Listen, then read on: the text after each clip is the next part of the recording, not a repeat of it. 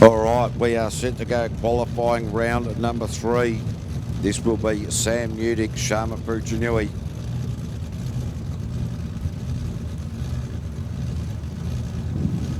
PSP Racing, PSP Suntough, Clearview, Drainage Systems Limited, Biolytics, Magnum Automotive, GJ Gardner Homes, and of course Hines. Well, now he's starting to pick up a little bit of pace here. He's Sam Newdick. Of course, multiple New Zealand champion in the Group A category. Competed beautifully in a couple of World Series, just hasn't quite been able to make that top step to the podium, but only by the hair of his chinny chin. Now stepping up to the unlimited super boats. Had a few troubles with the engine, decided to take last season off. They finally got the engine sorted here for this weekend at their home track. And looking splendiferous out on the water is Sam Newdick and Sharma Puchinui. It's going to be a nice lap, 42.744. Getting closer, KV, getting closer. Well, that's an amazing time for qualifying round number 3 for the Mouthfresh Super Boats. Big shout out to Rob and Ange Coley, not making that up here this weekend. I do believe house building duties are on the card, so we'll see Rob and look forward to seeing him in the final round. Of course, no Kev either, no Kevin Roberts. No Kev Roberts. Stinger Boat should be back here next round though. Spoke to Blake and Kate Bryant as well during the week. They're not going to be making too many rounds. They pulled the boat apart just to give it a bit of a tweak at the start of the season.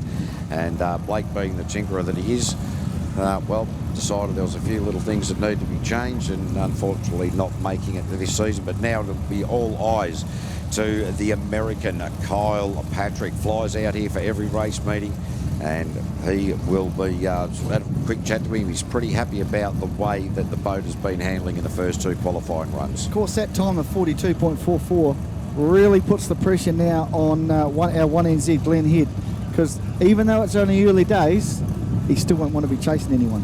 Well, that's right, and don't forget that Scotty Donald, even though Glen Head is the reigning champion, Scotty Donald currently leading the championship. Now, how will Kyle Patrick, Psycho Racing, Positive Electrics out on course at the moment? Darren Todd, the navigator. These two will go very well, KV, I think. Oh, he's done it again! Patrick, what is he doing? 1, 2, 3 times, qualifying 3. He nearly spat it right out. Must be having a lot of trouble seeing the apex of that corner. Yet the rest of the rotation's looking pretty good. So he's got the confidence, but that corner at the moment, you'd have to say, is a nemesis. He can get back in it when he comes back the other way. Perfect. So you'd think, oh, that's where it is. You know, you pick it up on the way back in. But as you say, KV, it didn't rock his confidence either. He bounced off there, almost give it a bit of a fishtail, but managed to come back in, and still even by hitting the tie wall, picks up a 45.912. I tell you what, the qualifying 2, when he did that, he just took it pretty easy. That one he knew he had to get on that steering wheel, otherwise he was going to be in all sorts of trouble. He sure did. So that reaction time to keep himself out of trouble, really good. Now he just needs to pre-think it, don't get the reaction time in there, make it nice and smooth. We'll be keeping an eye on that when qualifying 4 comes around. What do you think of course, the Navy is going to say now when they get on the trailer and they head back towards the pits? How do you think that's going to work? The conversation's going to go. It's like, man, that's 3 times you've hit the tyre wall. Leave me alone. Yeah, I think so. But Ruben Hox even out, Jake Wood coming out for their qualifying number 3 run. Toyota Supra engine, this one. Yeah, and this is our 2-stroke friend, right? Well, it is sort of like a 2. It's only 100 mil of oil per 20 litres or something. It's a mixture of methanol and pump gas. That's right. With just a touch of oil in there as well. So if you're picking up the scent from this Lincoln Automotive's automotive paint and panel and paint, you'll know what that is. But he's the so Ruben, of course. Bit of a cough going down the back there, KV. That didn't sound too flash. Maybe a bit of oil didn't get into the, as the American flag's finally flying off. Oh, no, no, definitely something wrong. But, of course, then you can just go round, just hunt round, still pick up the time and get through. It's going to try and have another go. See if we can pick it up No, there's definitely an issue there, KV. Definitely a major issue there. Yeah, that boat just popping and spluttering, the turbo on there just not sounding good at all. So I dare say that they'll bring that back to the trailer. They'll have the mechanics there having a bit of a look. No, Ruben sort of continuing, hoping that whatever the gremlin is in this Toyota Supra engine, they can sort it out. But, well, not too sure that that's the way I'd go about it myself, but I'm not behind the wheel. Now, Scott, you remember that takes me back to, of course, Richard Murray. Back last year when he had the same sort of issue. He had that gremlin, they couldn't find it. They went back to the pits, they changed something. It came back, it would go good, and then bang, it would hit them again. So let's hope that he hasn't got the coughing curse on the back of the boat today. But he's just going to come through and try and finish, which he has finished the rotation. So what we might do is we'll try and find out a little bit out of the Ruben Hoxima camp, folks, the Turbo Extreme. It certainly wasn't that out on the water just then. But we'll certainly try and find out some info for you on that. Yeah, be very interesting to see what's going on there. Of course, big team. They'll certainly get the spanners out there. They'll plug the computer in, have a look at the analysis, see what it said.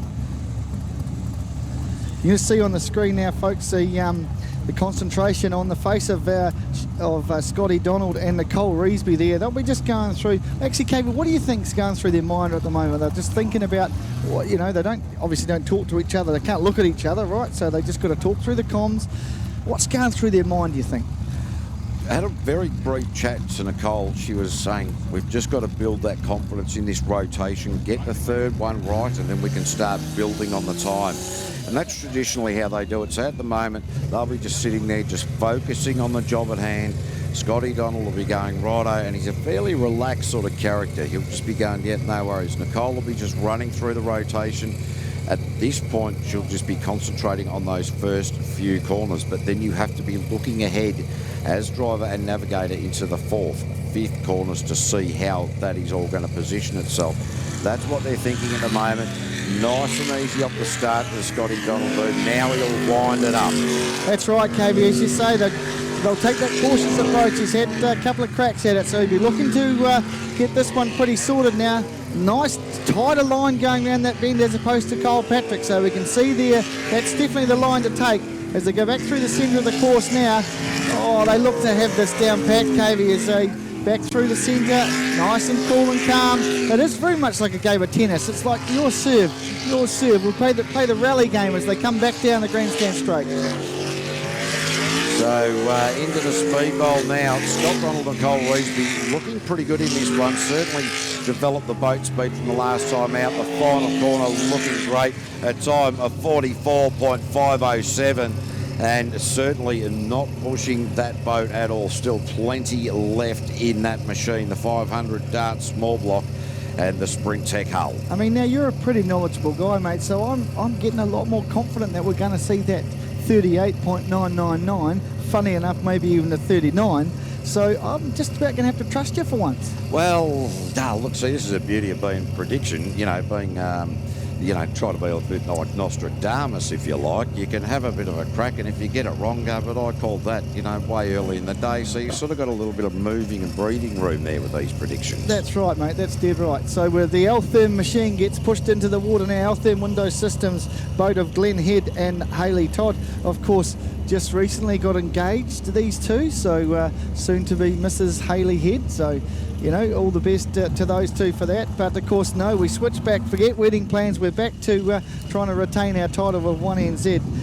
So Glenn Head and Hayley Todd get out there in the Altherm Windows machine. Now he's held back a couple of times, KV, through the earlier rotations. But have a look at this early signs of trying to get some juice going. Nice tight line through that corner that's causing a little bit of trouble. But this is getting a bit quicker, KV. Yeah, Glenn's certainly starting to pick the pace up there. I'd be surprised if he's going anything over about a 60% throttle trace here. This machine, some 1,800 horsepower.